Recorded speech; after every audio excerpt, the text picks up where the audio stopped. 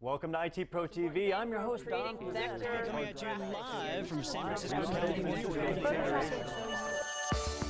You're watching IT Pro TV. Hello, everyone. Welcome back to another exciting edition of IT Pro TV. I'm your host, Vaughn Smith, and this is our Cisco Cloud Fundamentals series. In this episode, we're going to look at our Cisco Unified Fabric. Sounds like a really fancy clothing line, but I'm pretty sure that's not what it is. But I do know somebody that can tell me, and that is Mr. Ronnie Wong. How are you? I am doing well, Vaughn. Thank you again for joining me as we continue on with our journey right here through, of course, Cisco's Cloud Fundamentals. We are taking a look now at the realm of Cisco Unified Fabric. And Vaughn, it is not actually meant for us to wear, believe it or not. It is actually describing, of course, networking technology. But Vaughn, in the cloud, we don't just describe different components, okay? What we talk about, of course, is the whole design of them, the whole web of them, the whole fabric of them all together, and how they end up working. And so that is what we're taking a look at as we start today, Vaughn, is this idea of course, understanding all of the different technologies that tend to work together to bring those cloud technologies the way that we need them to in our Cisco Cloud. And I can see like the word fabric, you have threads that all come together, that stay in a nice cohesive unit that make it to where our lives are easier, because it's probably good to have clothes on most of the time. So, okay, all right. So we'll go with that. So as we begin and as we take a look here at the idea of the fabric itself, right? We're going to start with this diagram, and that is because one of the core elements that we have to understand is when we talk about the cloud, it really has its foundations in what we call the data center itself. Okay. So over on the left-hand side of the screen, I've kind of made a diagram of the traditional type of campus network, okay? So the idea of the campus design is fairly simple. You have an internet connection. You have, of course, your edge routers, another layer of them. And then you have the core distribution and access, okay? And then, of course, at the bottom, you traditionally have users or endpoints, right? And so that's the way that essentially everything kind of works out when you start to design networks together, okay? So in that sense, that is what they call that campus type of network to make sure that everything goes together. this is a term that they're using to describe, and I've never seen campus. I'm thinking school right now, but it's just whatever's on premise, okay? So when you talk about a campus, it's pretty much whatever is on site is what you have. But that's in design, we call it the campus network, is what we call it, okay? So the technologies that are actually involved in there, as we start to take a look, begin to kind of develop a couple of different ways here. Okay, so at the beginning, it's this idea and this foundation that networks are designed. Okay, we can't just throw a bunch of things together and expect them to work and work well. What we have to do is make sure that we have a design behind it. And the traditional design, especially the way that Cisco deals with it, is what we call this idea of this three-tier type of design. You have core devices, you have distribution devices, then you have access devices here, okay? Now, in the access layer devices, users, of course, are how they actually connect into the network. And then once the users connect, all of their data is aggregated in the distribution layer so that they can then gain access to the core layer where the resources like servers are normally located, okay? Our data center, our network storage, all that's located up there.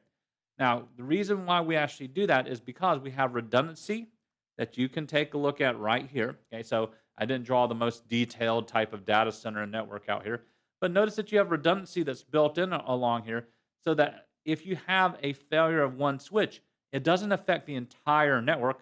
It tends to affect what is connected to that one switch. Okay, so that's what you actually kind of are able to take a look at and do and understand as well. Okay, now, this particular type of design has been around since the 90s, okay? And in that sense, it does work. And most small networks kind of actually use this type of design for the way that they actually begin to build their own network, okay? If it's a really small network, you'll actually end up seeing that the core and distribution, okay, layers essentially get collapsed down into two layers, okay? Distribution and access is what ends up happening because these two actually become one altogether in a really small network. When you're actually dealing with that. Now, as time has gone on and developed here, okay, this actually does work out for us, but the problem is as we started moving more and more, realizing how much the idea of the data center itself, in other words, what we share in common, how important that is by comparison to an individual workstation, then we started taking this idea and we started dividing it up and realizing that we had to do it a little bit differently. Okay.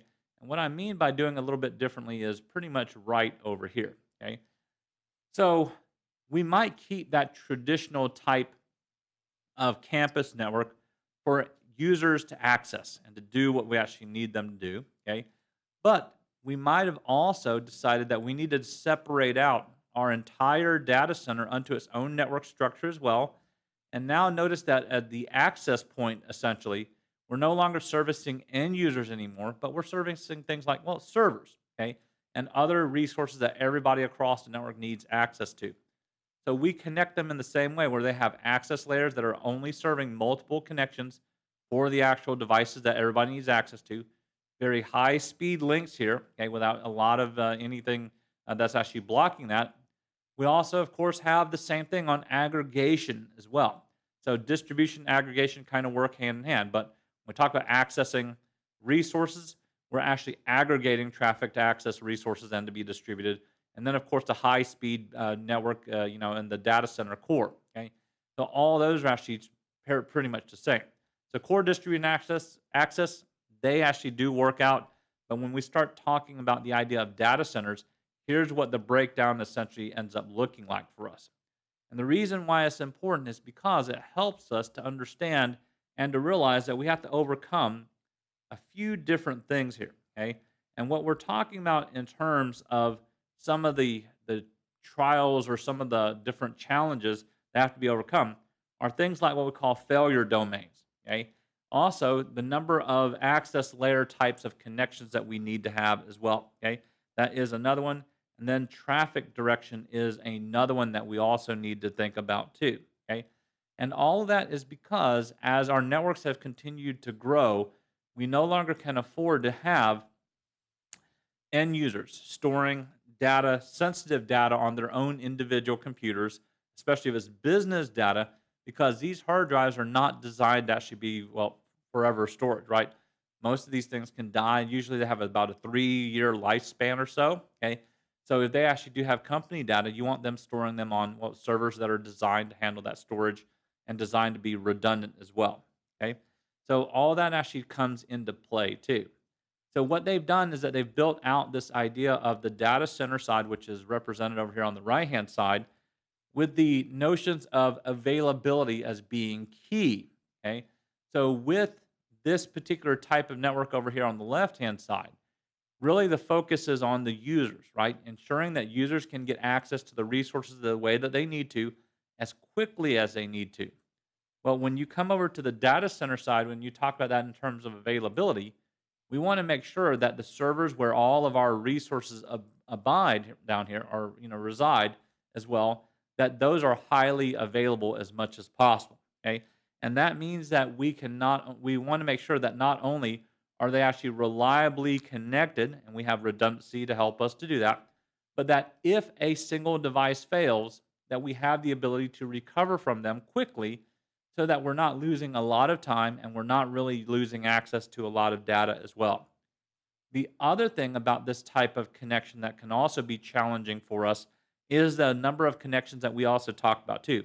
We also want to make sure that a data center network also focuses in on scalability. Okay, scalability is the ability, of course, to expand as needed. Okay, without having to restructure everything that's actually in hand. So if we cannot expand as needed, then we don't have the scalability that we need, and our data centers can quickly, fall underneath the heavy load of what our existing infrastructure needs to be. We may also need to consider the ideas of flexibility as well. Okay, flexibility means that we can go ahead and actually offer support for different types of services, and that our design unto itself doesn't affect the idea here of whether or not we can offer that service or not. We build the design in mind for flexibility if we have the chance to. Manageability as well. Where can I access this from? Do I need any special tools or any special type of software to do so? Okay. Well, the data center was also designed so that you actually can manage it through maybe possibly a GUI interface, or maybe through the idea of a command line driven interface when you type in all the commands, or of course, the latest and greatest craze, Vaughn, okay, is the ability to do this programmatically, okay? The ability to actually go in and type in some programming language and actually send the commands for automation that we need to for software-defined networking, okay? So that idea of manageability is pretty much key in the data center area, not so key in the areas that we're actually providing the access to the users, but in the data center it really is. And finally, of course, the ability to run virtualization as we need it. Now, Vaughn, way early in our series, I described the idea of virtualization in the most generic virtualization terms. We talked about it in terms of pooling, if you remember, okay? The idea of pooling here, the idea of partitioning, and the idea of extraction, okay? Well, we want to make sure that in the data center, we can actually use all three of them as we need to. That our data center is not just designed for the idea of partitioning. In other words, holding virtual machines, okay? We want to be able to, of course, to be able to pool our resources together if we need to, such as storage devices. Be able to pull all that together so that our users can get access to what they need as well, okay? Abstracting, taking the idea, of course, of network infrastructure and virtualizing, like we've talked about, essentially the Cisco unified networking that we're talking about here, the unified fabric, really also takes a look at all those possibilities in terms of virtualization and says, let's implement what we need to as well. Okay? So those challenges then that we want to talk about here is understand the idea of the failure domain, the access layer connections, and also traffic direction. I want to take them a little bit one at a time so that we can understand what happens. All right, so Vaughn, here is a quiz that we're actually going to do just briefly. It's not going to be super challenging, or at least I don't think it will be, but who knows, okay? All right, so Vaughn, I'm just going to make sure here, okay? So Vaughn, what happens? Who is affected if this particular switch fails? Well, I would say that user down there, because that's the last kind of point coming down. Right. So that user is affected, and that's pretty much it, okay? And that's something that we want to understand, that in terms of failure domains, these devices, they can actually fail, at different places. But if they fail at the access layer switch, the end user itself, don't get me wrong, it's bad enough because people will complain. But overall, though, it really is only affecting that one particular user at that point. But Vaughn, what happens if one of these guys fail? Let's say like this one over here in the data center, okay? Well, now when we start to take a look at it, and here, Vaughn, we're just going to focus in just a little bit here, okay? Well, all of those servers down below, or all those the little white boxes, they're all connected to that blue box. And so all of them would have some issues. To a point, but Vaughn, notice that not only, though, those servers are also connected where?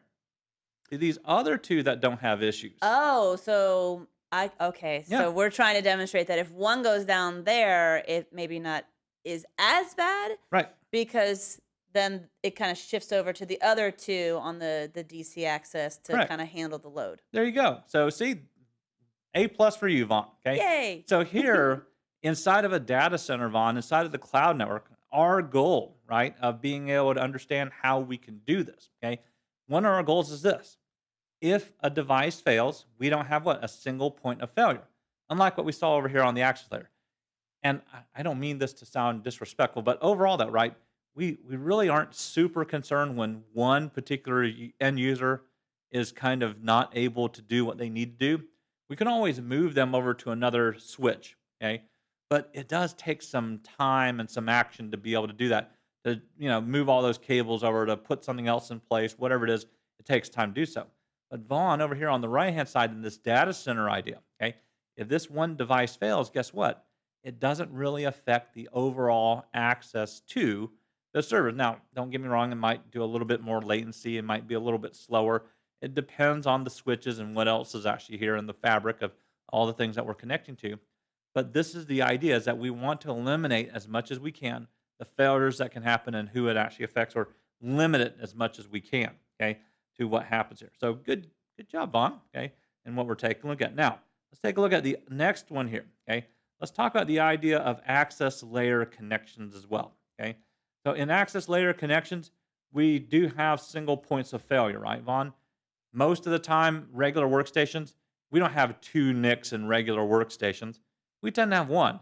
So that one fails, we know that that's the point of failure, okay?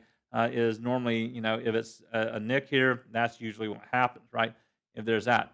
But on this one, though, again, just like the last one, we actually rely on multiple connections to ensure what? That we don't have that ability to, or not that ability, that threat or that challenge that we do with that single point of failure that we have. Okay, so that failure domain is very small by comparison. Okay, if you actually take a look at it from just the standpoint of that user, like we did just before.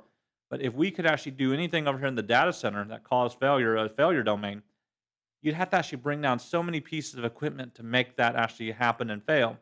It'd be a challenge to do so. I'm not saying it can't happen, but notice the number of access layer connections that you'd have to bring down to make just this one fail here. And that essentially is actually all three of the connections that are going one to each one of these switches. Okay, so multiple access layer connections helps us to provide fault tolerance, okay, and the redundancy as well that we need. Finally, we also need to talk about traffic direction and what the emphasis and focus is. All right, Vaughn, I'm going to throw in some new terms here that you may have seen, you may not have seen. Okay, in a regular campus network, okay, the data direction focus is what we call north-south. Does that make sense to you? I'm assuming it's like up and down. Up and not down. across. But essentially for us, if we actually bring it down to real life, right, it's users accessing the data getting returned back to the users. Okay, and that's because we're going up from access to the core and distribution, to distribution and core, and then whatever's at the core in terms of servers and everything, that gets pushed back down. Okay. Well, when we head over to the data center network, we are changing the directionality that we're really concerned about. Okay, we now worry: are these servers, are they actually able to? Let's say we're only hosting what we need to.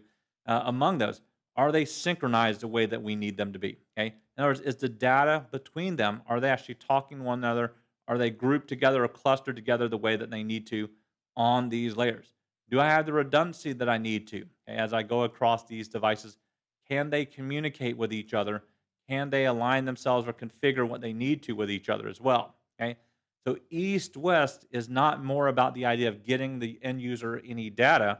It's about ensuring what? That the structure stays in place and that the data is accessible at all times that it needs to through the communication process. Yeah, you can look left and right instead of just straight up and down. Yes, and so that's the focus here. Okay, so the data center itself, even though most people go, "Oh, Ronnie, I look at it, I still see core distribution access," but really, when we change the focus of this, we can see why this is structurally different. Okay, not physically different, because you can see, Vaughn, that the networking itself or the cabling that I have here on the diagram, it's essentially the same of everything else that we've done, okay, at this point. But that's the key and the goal of what we want to make sure that we understand before we move on, okay? All right, so Vaughn, all the stuff that we have to accomplish, the availability, the scalability, the flexibility, the management, the virtualization, everything that I've shown you on screen, okay? How in the world do we accomplish all of that stuff, okay? Well, Vaughn, I can say, all right, well, just bring up a switch. Well, that might do 10% of it, okay? Might do 50% of it. I don't know, okay? Oh, well, we'll add in a router. Again, that might cover a little bit of it.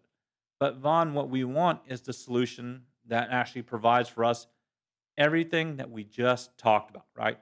We want the solution that gives us the availability and the scalability. We want the solution that also provides the flexibility, management, and virtualization technologies that we want to be able to implement on any level that we choose for the data center itself. And in that, Vaughn, all of that is wrapped up into the term that our episode is actually titled here, which is the Cisco Unified Fabric. Fabric. Okay? Fabric of our lives. The fabric of your life. Yeah, I'm sure Cotton's going to sue us I now, know. so there you go. Okay, but overall, though, that's exactly right. Okay, so this doesn't mean that there's a, it's not like you go to the store and you open up a box of Cisco Unified Fabric. Okay, so it's not that way, right? There's a bunch of different technologies that are working together, okay, to help us to provide everything that we need access to do what we want. It's like you have to stitch it together. You do, yeah, Boom. yeah. Once again, yes. I'll Rim be here shots. all week. Yeah. Shave in 2 bits. There you go. Okay, and that's what's happening. All right, so Vaughn, as we start to take a look at some of those components inside the Cisco Unified Fabric, we are going to start with talking about kind of the virtualized solution, okay, that really Cisco is insanely proud of because it works so well, which is, of course, their Cisco Nexus family, okay? So the different switches that are out there, the virtualized switches as well as the physical switches, the Nexus family itself is probably their crowning monument or jewel, whatever you want to call it, of technology that they have that really works well in this area, okay? And that includes things like the Cisco Nexus 1000V, which we've actually shown you a pretty extensive demonstration of it earlier in our episodes as well. Okay, there's this Nexus 5000. Okay, there's Nexus 7000, and even the Nexus 9000 series. All these are actually different ones, but it depends on your need and your, what's required of your network to make all this work. Now, Vaughn, I hate to say that one of our future episodes is going to involve us taking a look at the features and the licensings of these products, but it is going to do that because it's going to be pretty much some of the things that you might see on the exam as well. Okay, so that's what we're going to be heading into as we start seeing this. All right, so Vaughn, as we begin here, let's talk about just some of the basics of the Nexus switch itself. Okay, so there's nothing really for us to show you so much. Okay, but there's a few things that you definitely need to make sure that you understand. With the Nexus series of switches, they don't run the traditional Cisco iOS as the operating system. They run, of course, what they call the NX OS. Okay, so that is their operating system instead. Now, the advantage of the NX OS, right, is that you have the ability to allow for the management of these devices either using the regular command line, okay, or you, of course, have the ability to run some type of programming if you want to. So using that application controller interface, using the idea of a GUI interface, all that's actually very possible depending on what you have managed there. Okay, the Nexus itself can fall in line and actually be managed by like the UCS Central. Okay, it can be managed by the UCS management manager that's actually out there. So that stuff can actually be done that way through the GUI interface as well. Okay, but you can also do the command line to make that work too. And so normally when we start to take a look at the idea here is where do we also run the Nexus series switches? Well, we normally don't run them as access layer switches that we plug end user computers into. Okay, can you do it? Probably. Okay, but that's normally not where we're going to put these high-end switches in. These are designed and they are focused in on being what we call data center switches. Okay, they are designed to help us to accomplish all that we've talked about here. Remember, the availability, scalability, flexibility, management, and virtualization is all actually something that the Nexus series itself is actually designed to help us to be able to do. Okay, so normally when we see the idea of these Nexus switches inside of networks, they're normally going to be, of course, part of a regular corporate data center network, or you might even see them in the service provider networks as well to do what we need. Now, a lot of times, though, even though it can work essentially as a basic layer 2 switch if we need it to, okay, it has more capabilities than a traditional layer 2 or even a traditional layer 3 type of switch that we have on hand. So, what are some of the things that what I mean by by being able to actually do more? The Cisco or the Nexus series switches, they can be managed by a lot of different hypervisors. Okay. The virtualized ones pretty much can run on the majority of the hypervisors. Now, it doesn't mean that they're going to actually have all the full features and functionality. We mentioned this when we talked about using the Cisco Nexus 1000V.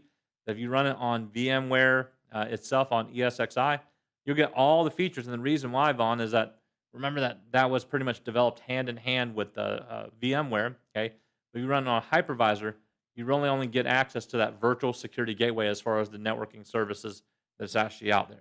Okay, so you have that, and then you also, of course, have that ability to use very high-speed fiber channel over Ethernet types of connections as well, and then your data center bridging. All that's actually kind of stuff that the Nexus series switches are allow you to be able to do.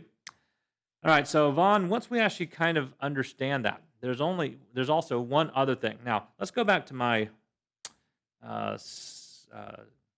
diagram here for just a moment. I'm trying to remember what I called this thing. Okay, so Vaughn, one of the things is that let me kind of just copy this over to the side so that we can take a look at it here just for a moment. I'll make this a little bit larger too. Okay. So Vaughn, one of the neat things that the Nexus switch allows us to be able to do is it allows us to be able to create what we call VDCs, which are virtual device contexts. Okay. Now, what in the world does that actually mean? Vaughn, these switches are very high-end switches, and they can do a ton of different things. And the reason why they're actually good for things like data centers and for cloud networks, okay, is this. Vaughn, I can buy a single, let's say, Nexus 9000, okay, if I wanted to do this. But Vaughn, if you told me that, hey, I have 4 or 5 different customers, usually 4, okay? If I have 4 different customers, okay, I can create a virtualized copy of those switches.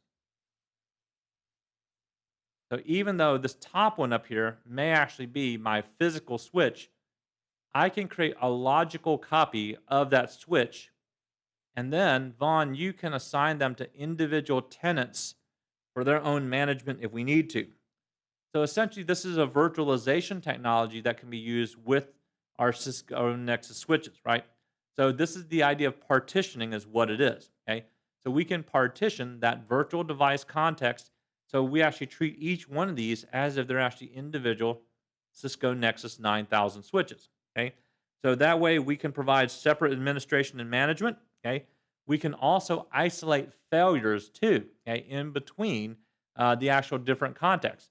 So even if one particular tenant ends up failing, okay, it doesn't mean that the other 2 tenants are going to end up failing as well, okay? It means that only that one will end up failing, okay, and the other 2 can continue to work on and do what we need to. Now, by doing this, we also provide separate isolation of our networks too. So each one of these now actually operates as its own network. We have separate IP address ranges. We actually would create separate VLANs on all of them.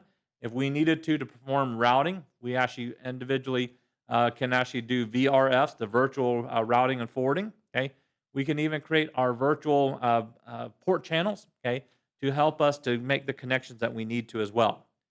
Now, as far as communication between these devices directly, it doesn't work. It actually works in the same way that essentially VLANs do. That if you want these 2 neighbors, 2 different tenants to be able to directly communicate, you'd have to configure that communication outside of the Nexus to make it work. Essentially a layer 3 technology to route data in between. But you can't just say, oh, just make sure that these 2 connect. Okay? When you create the virtual device context, they will stay isolated unto themselves and make that work. So, Vaughn, we'll kind of end with this. We'll talk about the idea of just a couple of use cases here, okay, is what we want to do. So where would we actually choose to do this virtual device context, okay? If for one reason or another, as you implement VLANs, okay, and you realize it's not working out the way that you want to, okay, maybe setting an up instead of saying, I don't know, I can't manage the VLANs the way I want to, creating the virtual device context allows you then to just say, I'm just going to give them a switch. That way they can manage it however they want to. Okay. The other one, of course, that we can also do is if the tenant says, I want to manage my own switch. I don't want you to actually tell me what I have access to, what I don't have access to. Well, there's a point to that. But overall, though, okay, you can actually create your separate virtual device context there and actually allow that management to happen and to be completely isolated. What if you have the idea here, okay, of 2 different networks that you're bringing, sort of together, but the protocols are incompatible? You can also run different device contexts to ensure that those compatibility issues aren't going to be existing as well, okay? So, for example, if you're using rapid per VLAN spanning tree, you're also trying to run the idea here of multiple spanning tree protocol at the same time. They may not work well together as well. That's another possibility. And if you're going to be migrating, let's say your data center, okay, or you're going to be upgrading your data center, it has that ability to do so as well, okay? The only limitation that we have with the idea of the Nexus here, okay, at least at the Nexus 7000, is that normally you have a maximum number of virtual device contexts. You have the default one, which is what exists, and then you can actually create 3 more, so with a total of 4 actual virtual devices, okay? So usually that's the maximum that you can end up doing there if you actually needed to, okay? So just kind of realize that those are some of the limitations. Now, Vaughn, that is just really one part of it, okay? But pretty much all of the actual Nexus switches, they can actually run these virtual device contexts to help us out. But that's not the only thing. We still need to talk about the idea of the virtual port channels, as well as, of course, fabric extenders a little bit. We need to talk about fabric paths and something called AGLO, which I can't say, ALGO, AGO, I think is what it's called. Yeah, I don't know. Unless I spelled it wrong, it might be AGLO, but Try it again, Ronnie, yeah. please. One more time. ALGO, however you say that. So, yeah, if you actually check, so we have to talk about AGO Boost. So we've got to talk about that. It's just fun to watch you try to say these words. Yeah. It's kind of like me trying to talk. Yeah, So. taking a look at the idea of the application-centric infrastructure. I said controller infrastructure a little bit earlier, but you kind of can actually get access to that as well. Okay, but Vaughn, I've talked way too much. I'm actually even a little bit over time, so that means what we're going to do is stop right there so I don't get into any of that and just continue on, and then we'll pick up from there in our next episode. All right, well, you heard the man. It's time to go ahead and roll on out of here. But don't worry, we'll be back for more. So signing off for IT Pro TV, I have been your host, Vaughn Smith. And I'm Ronnie Wong. We will see you soon.